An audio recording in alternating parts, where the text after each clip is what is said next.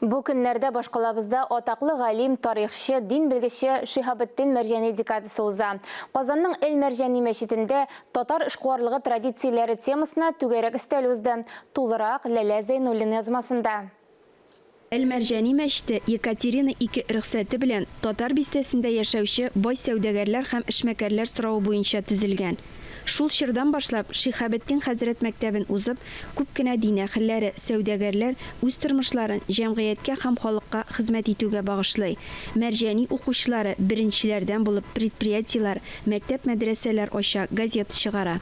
Аның хәятын, аның тормышын, аның эшмәкәрләре белән ничек эшен алып барган, хөкүмәт вәкилләре белән ничек эшен алып барган, мондагы булган барча байлар белән ул бит килгәндә аны Ибраһим бай чакырып килгән бит инде үзенә. Шиһабетдин Мәрҗанибез безнең бит көрәшкән дә бит инде. Сабантуйлар бик көчле зат булган, бик туры сүзле. Бик көчле, кеше күзенә карап әйтә торган булган. Юмартлык, хәйрия традициялар, алар бөтен татар исламы традициялар. Алар борынгы вакытлардан бара.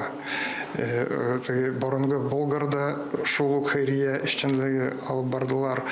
Казан ханлыгында Мәрҗани чорында да, бүгенге көндә дә шул ук процесслар бара.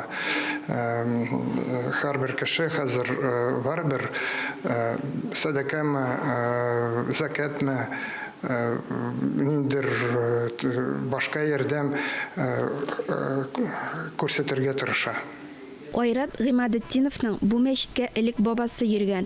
Шуңа да бу иман йорты аның йөрәгенә аеруча якын. Кыркында язылган бит сәдакалары ярдәмчеле ярдәм иткәне шундый шун кеше кем рәхмәтле килгәнгә.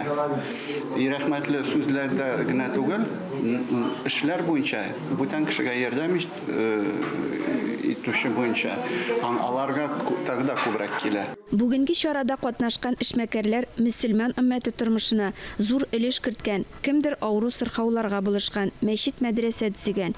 Тик бу хакта алар сөйләргә яратмый. Эштән рухи байлык әти бер качанда үзе безгә кишләп намазга бас, дин укы дигән нәрсә дигән дингә бас дигән нәрсә әйтмәде. Үзенең гамәле белән ул 5 вакыт намазда хадис бар, инде гыйлем алу бишектән алып ләхеткә кадәр. Изге гамәлләр кылу, хәйриячелек элек-электән халкыбызның канына, күңеленә сиңгән. Шушы изге гамәл тутыкмыйча киләчәк буыннарда да дәвам итсен иде. Ләлә Зәйнуллина, Ирек Хәмидуллин, Татарстан яңалыклары.